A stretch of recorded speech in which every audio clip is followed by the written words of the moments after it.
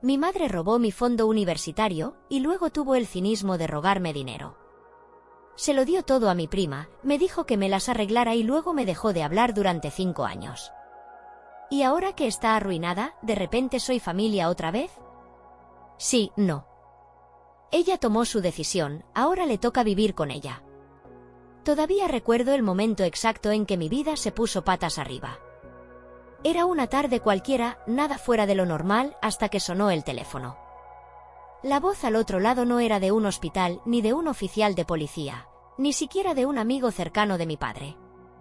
Era una mujer que jamás había escuchado antes. Estaba llorando, casi histérica, luchando por articular las palabras. Lo siento mucho, sollozó. Llamé a la ambulancia, pero fue demasiado tarde. Se ha ido. Al principio, pensé que se había equivocado de número. Pero luego dijo el nombre de mi padre. Y fue entonces cuando mi madre y yo nos dimos cuenta de que la pesadilla era real. Mi padre había muerto repentinamente de un paro cardíaco. Estaba fuera de la ciudad en uno de sus supuestos viajes de trabajo cuando sucedió. Pero esta mujer, una completa desconocida para nosotras, fue quien lo encontró, quien llamó por ayuda, quien estuvo con él en sus últimos momentos. No era una compañera de trabajo. No era una amiga. Era su amante. Mi madre se puso completamente pálida. Ninguna de las dos podía creer lo que estábamos escuchando. ¿Mi padre había estado engañándola? ¿Y quién sabe desde hace cuánto tiempo? Sin decir una palabra más, salimos corriendo al hospital. Todo el camino en el coche estuvo lleno de un silencio denso y sofocante. Mi madre agarraba el volante con tanta fuerza que sus nudillos se pusieron blancos. Cuando llegamos, los médicos confirmaron lo que la mujer al teléfono ya nos había dicho: mi padre se había ido. Y allí, en la sala de espera, estaba ella. La amante. Una mujer que nunca habíamos visto antes, llorando como si hubiera perdido a su esposo, mientras nosotras estábamos ahí, todavía aturdidas por la traición. Me sentí entumecido. Mi madre, en cambio, estaba furiosa. En cuanto se le pasó el shock, se abalanzó sobre la mujer exigiendo respuestas. Y fue entonces cuando salió a la luz la cruda verdad. Mi padre había tenido una aventura durante 2 años. 2 años de mentiras, engaño y traición. 2 años diciéndonos que estaba en viajes de negocios, cuando en realidad se escapaba con ella. 2 años fingiendo ser un esposo y un padre amoroso, mientras en secreto construía una segunda vida a nuestras espaldas. Mi madre la destrozó verbalmente, llamándola de todo. La mujer solo se quedó allí, sollozando, pidiendo perdón una y otra vez, diciendo que nunca quiso hacer daño a nadie. Pero no importaba. Porque la persona con la que mi madre realmente estaba furiosa estaba muerta. Él no estaba allí para responder por sus errores. Nos dejó con los escombros de su doble vida. El funeral fue un completo borrón. La gente venía, ofrecía sus condolencias, compartía historias sobre lo gran hombre que había sido mi padre. Yo no sabía qué sentir. Un minuto quería llorar. Al siguiente, quería gritar. ¿Cómo se llora a alguien cuando tienes que lidiar con el duelo y la rabia al mismo tiempo? Para mi madre, la ira ganó. Casi no habló con nadie ese día. Solo se quedó ahí, rígida y con la mirada vacía, observando su ataúd como si no reconociera al hombre dentro. Y tal vez, en cierto modo, no lo hacía. Después de eso, nunca volvió a ser la misma. No solo perdió a un esposo, perdió la ilusión de la vida que creía tener. Y esa revelación la destrozó. Después del funeral, mi madre dejó de ser la persona que conocía. No solo estaba de luto, estaba consumida por la furia. No le bastaba con que mi padre hubiera muerto repentinamente. No, tenía que morir mientras llevaba una doble vida, dejándonos un desastre que jamás vimos venir. Al principio, simplemente se apagó. Casi no hablaba. Casi no comía. Solo se sentaba en la sala, mirando al vacío durante horas.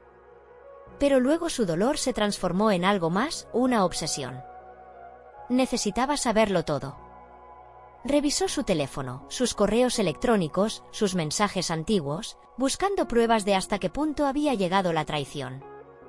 Yo entraba a la habitación y la encontraba encorvada sobre su portátil, desplazándose por los mensajes, con el rostro torcido por el dolor y el asco.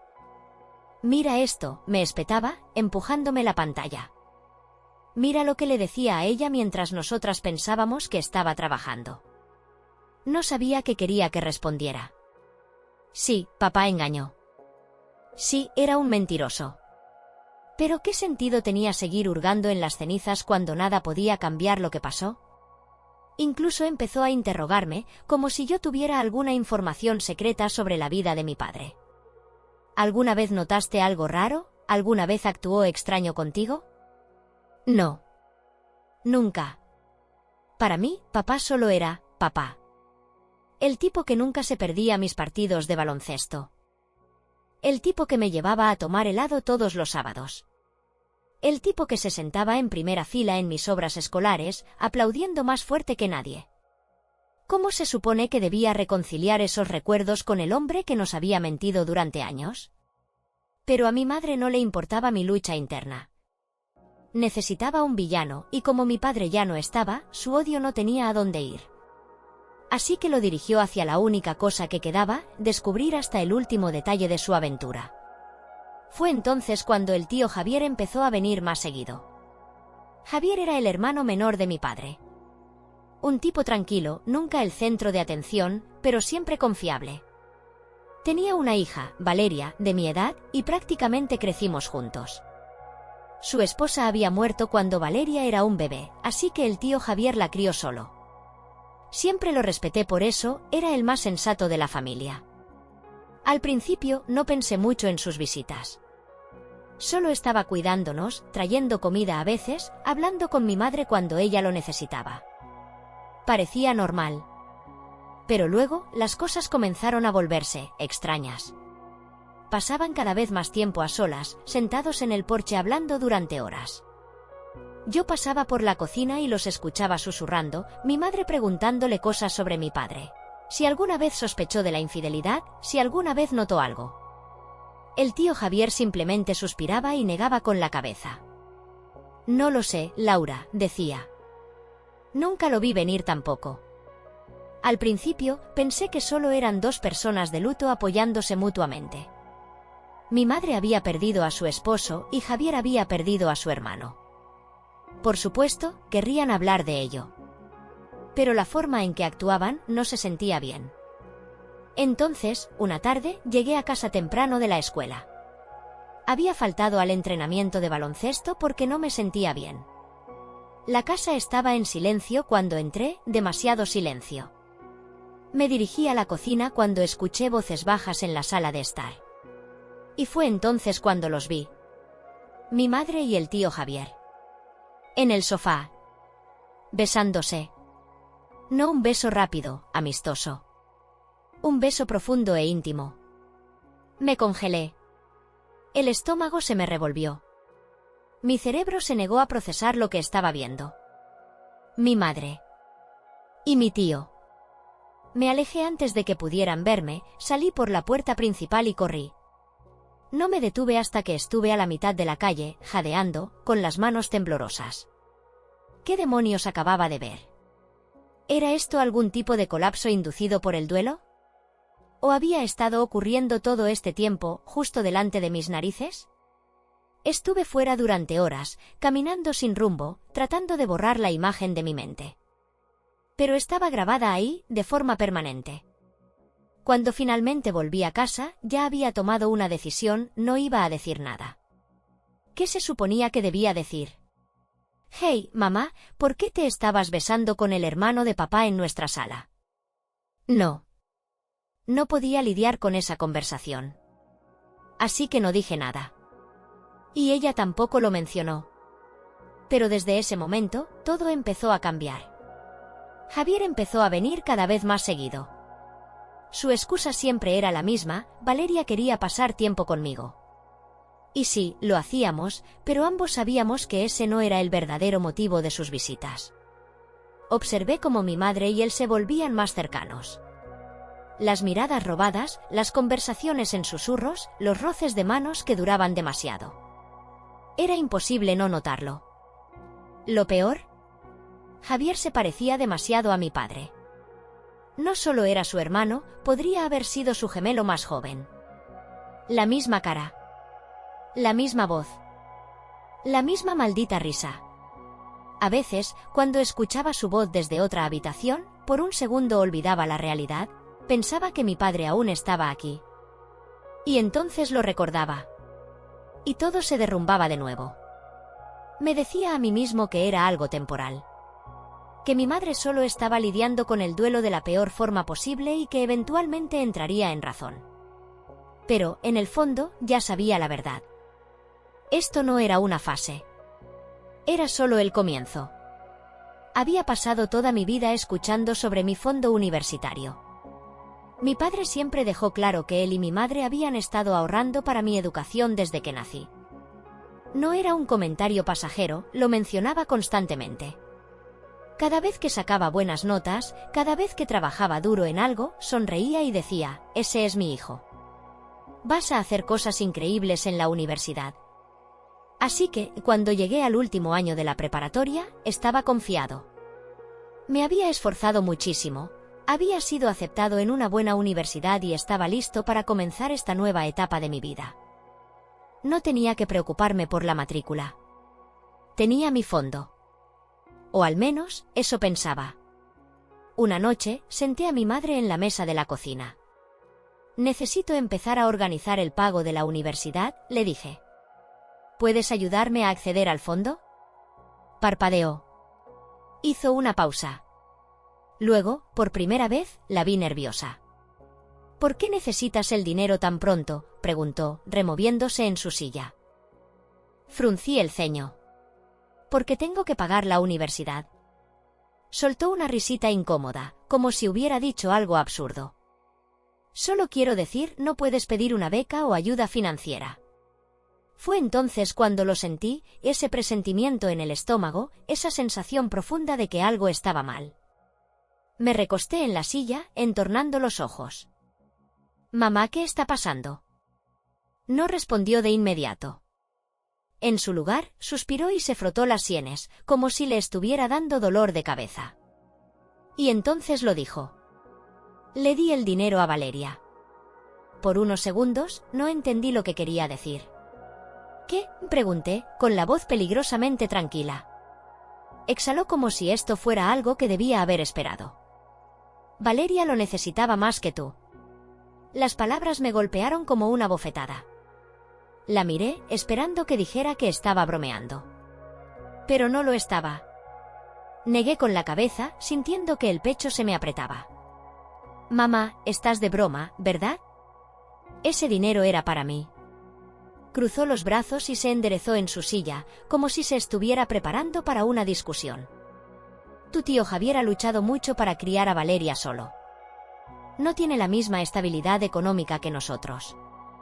Nosotros, repetí, con la voz subiendo. No tenemos estabilidad económica, mamá, acabas de regalar mi fondo universitario. Ni siquiera pestañeó. No seas dramático, dijo. Estarás bien. Puedes pedir préstamos, conseguir un trabajo, eres inteligente, te las arreglarás. Podía sentir la rabia ardiendo bajo mi piel. Esto no tiene que ver con ser inteligente, mamá.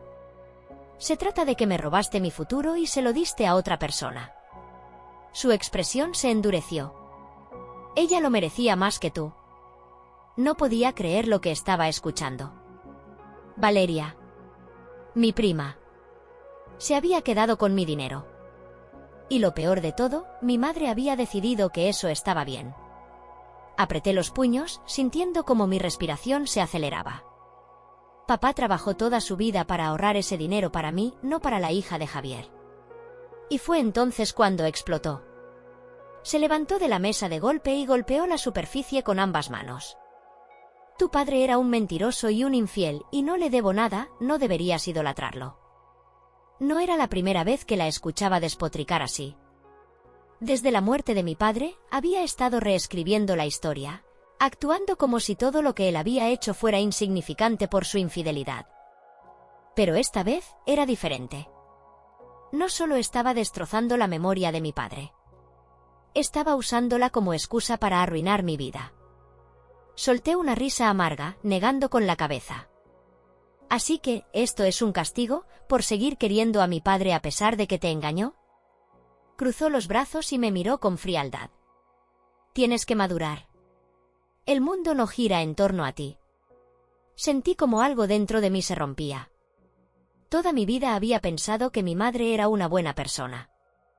Pero en ese momento me di cuenta de la verdad. Ella no se preocupaba por mí. No de verdad. Respiré hondo, obligándome a mantener la calma. Está bien, dije. Si así te sientes, entonces perfecto. Pero déjame dejar algo claro, la parte de ese dinero que pertenecía a papá era mía. Haz lo que quieras con tu parte, pero si no me das lo que él ahorró para mí, te juro que te demandaré. Sus ojos se abrieron de par en par. No lo harías.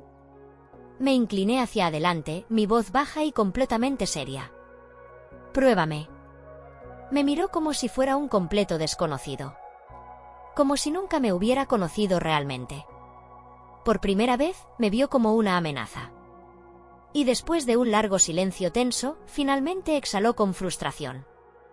Está bien, escupió. Toma el maldito dinero. Pero no esperes nada más de mí. Me levanté, sintiéndome completamente vacío. No te preocupes, dije. No lo haré. Unos meses después, empaqué mis cosas y me fui. Tomé lo poco que quedaba de los ahorros de mi padre, solicité préstamos estudiantiles y acepté cualquier trabajo de medio tiempo que pude encontrar. No fue fácil. Trabajé horas de locos, casi no dormía y sobrevivía a base de café y fideos instantáneos. Pero lo logré. Mientras tanto, mi madre jamás se preocupó por mí. Ni llamadas de cumpleaños. Ni mensajes de feliz Navidad. Nada. Era como si hubiera dejado de existir. Pero no me importaba. Porque por primera vez en mi vida, era libre. Dejar mi hogar debería haber significado un nuevo comienzo, una oportunidad para construir algo propio. Pero la verdad, se sintió como ser arrojado a una tormenta sin salvavidas. Siempre imaginé la universidad como este emocionante capítulo nuevo, conociendo gente, persiguiendo grandes sueños, dando mis primeros pasos en la adultez. En cambio, apenas estaba sobreviviendo. El dinero era escaso. Claro, había logrado recuperar algo de los ahorros de mi padre, pero no era ni de cerca suficiente para cubrir la matrícula, el alquiler y la comida. Así que hice lo que tenía que hacer, trabajé hasta el agotamiento. Tomé varios trabajos de medio tiempo. Barista por la mañana, mesero por la noche, turnos en la biblioteca del campus entre clases. Algunos días corría de un trabajo a otro, apenas logrando asistir a clases. Aprendí a sobrevivir con 4 horas de sueño, bebiendo café barato como si fuera agua. No podía permitirme lujos, ni salir de fiesta, ni comprar ropa nueva, ni esos pequeños placeres que otros estudiantes daban por sentado. Y sinceramente, lo resentía. Me dolía que mientras yo apenas lograba salir adelante, Valeria vivía cómodamente con mi futuro robado. De vez en cuando, la veía publicando fotos en redes sociales, riendo con amigos, viajando, disfrutando la experiencia universitaria que yo debería haber tenido. Y ardía por dentro. Eso debería haber sido mío. Pero la diferencia entre nosotros es que yo me lo gané. Y sin importar lo difícil que se pusieran las cosas, no iba a rendirme. El primer año, todavía tenía esta ridícula y diminuta esperanza de que mi madre intentaría comunicarse. Tal vez me mandaría un mensaje en mi cumpleaños. Tal vez llamaría en Navidad. Tal vez se daría cuenta de lo que había hecho. Pero nunca lo hizo. Nada. Ni siquiera un frío ¿cómo estás? Y con el tiempo, dejé de esperarlo. Dejé de revisar el teléfono, esperando ver su nombre. Dejé de esperar algo en absoluto. Si quería fingir que no existía. Bien. Yo haría lo mismo. A pesar de todo, seguí avanzando. Estudiaba cuando podía. Aceptaba todos los turnos extra que me ofrecían. Hacía contactos, adquiría habilidades, hacía todo lo que estaba en mi poder para construir un futuro para mí, sin la ayuda de nadie. Y poco a poco, las cosas empezaron a mejorar. Subí de puesto en mis trabajos, ganando mejor sueldo. Mis calificaciones se mantuvieron sólidas. Los profesores comenzaron a notarme, recomendándome para pasantías. Ya no solo estaba sobreviviendo, estaba luchando por triunfar. Y ahí fue cuando me di cuenta de algo. Tal vez mi madre me había dado la espalda. Pero yo nunca me di por vencido conmigo mismo. Cuando me gradué, ya tenía un trabajo de tiempo completo asegurado, pagándome más dinero del que jamás había visto en mi vida. Por primera vez, podía respirar. Me mudé a mi propio lugar. Sin compañeros de cuarto, sin depender de nadie. Solo mío. Lo amueblé con mi propio dinero. Pagué mis propias cuentas. Construí mi propia vida. Y cuando miré todo lo que había logrado, lo supe, no le debía nada a mi madre. Ella me dejó solo para que me las arreglara. Así que ahora que lo había hecho, ella ya no formaba parte del panorama. Dejé de esperar que fuera la madre que necesitaba. Sobreviví solo. Y nunca iba a volver atrás. Habían pasado 5 años desde la última vez que hablé con mi madre. 5 años de silencio, de cumpleaños pasando sin un mensaje, de fiestas sin una sola llamada suya. Y sinceramente, estaba bien con eso. Había construido mi vida desde cero. Tenía un gran trabajo, mi propio hogar y después de años de lucha, finalmente me sentía estable. Me sentía libre. Hasta que un día, mi teléfono vibró con un mensaje de un número que casi no reconocí. Mamá. No empezó con un saludo ni preguntó cómo estaba. Fue directo al grano. Llámame. Es importante. Me quedé mirando el mensaje, dudando si ignorarlo. Contra mi mejor juicio, llamé. Respondió al primer tono. Por fin decidiste devolverle la llamada a tu propia madre, dijo, con la voz goteando resentimiento. Sin un hola. Sin un ¿cómo has estado? Solo manipulación instantánea. Suspiré. ¿Qué quieres? Ni siquiera dudó. Necesito que me envíes dinero. Casi solté una carcajada. 5 años sin contacto y de repente, ¿necesitaba ayuda? ¿Perdón? Se lanzó a contarme que había tenido un accidente de coche, que se fracturó la pierna y no podía trabajar, que las cuentas médicas se estaban acumulando y que necesitaba ayuda para pagarlas. Qué difícil, dije sin emoción. Ni siquiera te importa, ¿verdad?, espetó. Es difícil preocuparse por alguien que no me ha hablado en 5 años. Ahí comenzó su discurso. Se quejó de cómo la abandoné, de lo desagradecido que fui después de todo lo que hizo por mí. Incluso mencionó el fondo universitario, retorciendo la historia como si yo le hubiera quitado dinero en lugar de ella a mí. Sabes, si no fueras tan egoísta, ayudarías a tu propia madre en lugar de dejarme sola en este sufrimiento, dijo, con la voz impregnada de lástima. Te crié. ¿Me sacrifiqué por ti y así me pagas? Respiré hondo, apretando el teléfono con más fuerza. No me criaste. Me abandonaste en el momento en que decidiste que el futuro de Valeria valía más que el mío. Eso no es justo, Siseo. ¿No? ¿Sabes que no es justo?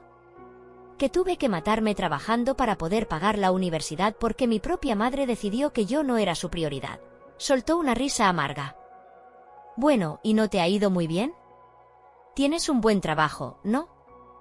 Valeria me contó todo. Estás ganando mucho dinero.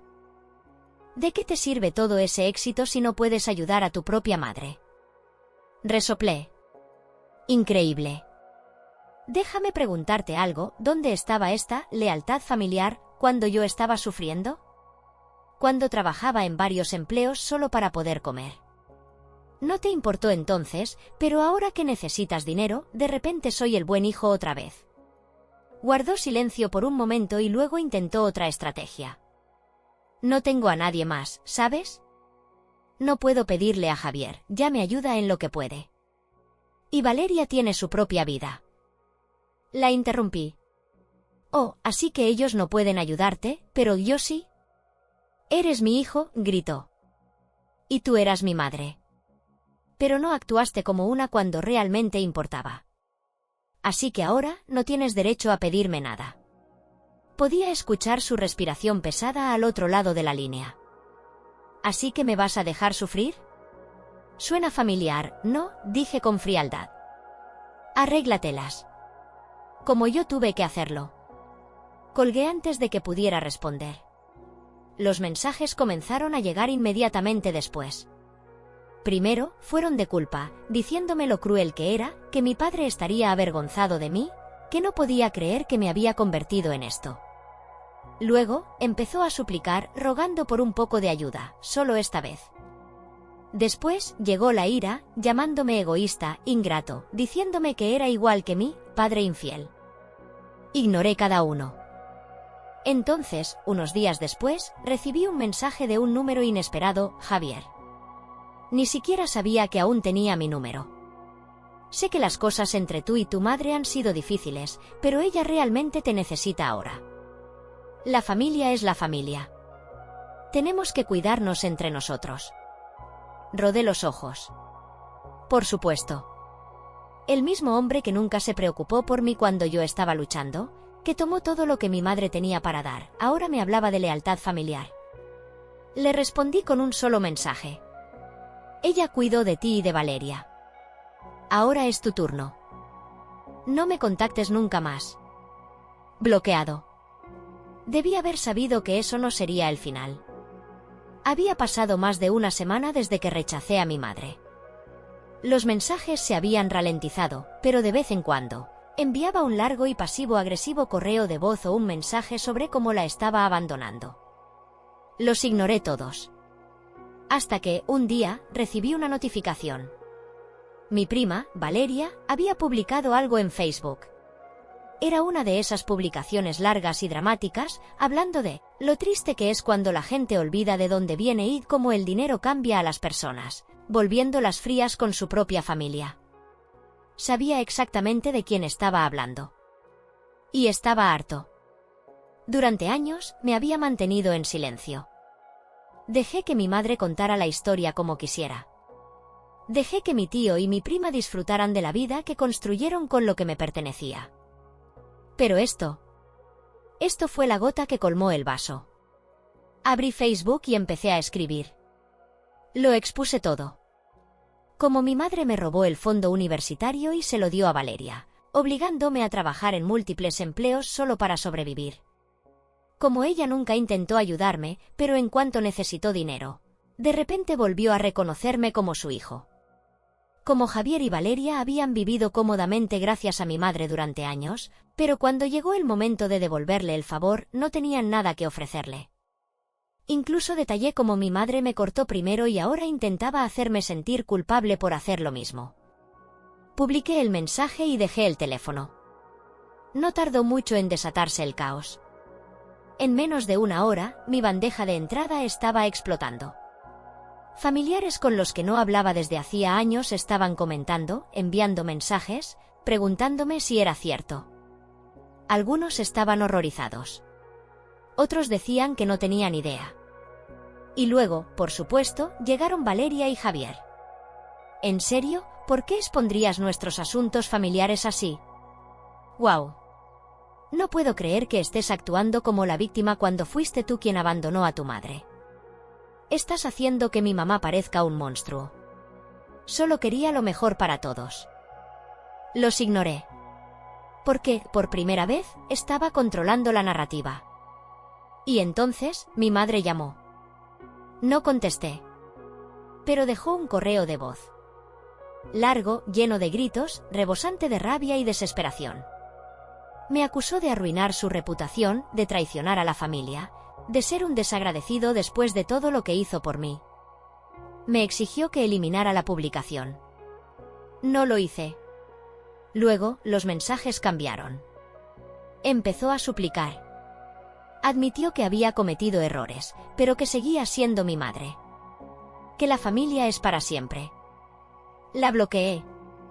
Los bloqueé a todos. Borré la publicación unos días después, no porque me arrepintiera, sino porque ya había dicho todo lo que necesitaba decir. ¿Querían pintarme como el villano? Perfecto. Pero ahora todos sabían la verdad. Y yo, finalmente, podía seguir adelante. Habían pasado semanas desde que corté a mi madre para siempre. Ni mensajes, ni llamadas, ni drama en redes sociales. Por fin tenía paz. O al menos, eso pensé. Una noche, llegué tarde del trabajo. El sol ya se había puesto y, al estacionar en mi entrada, algo se sintió extraño. Se me erizó la piel antes de darme cuenta del porqué. Alguien estaba sentado en los escalones de mi casa. Al principio, no la reconocí. Habían pasado años desde la última vez que la vi en persona y a la luz tenue del porche, se veía más pequeña de lo que recordaba. Entonces, abrió la boca. «Me bloqueaste», dijo. Su voz era aguda, acusadora. Suspiré. «Sí. Lo hice». Cruzó los brazos. «Esa no es la forma en que se trata a una madre». Solté una risa sin humor. «Ah, ¿sí? Porque recuerdo que no tuviste ningún problema en dejar de hablarme durante 5 años». Hizo un gesto con la mano, descartando mis palabras como si no importaran. «Fuiste un dramático». Hice lo que tenía que hacer.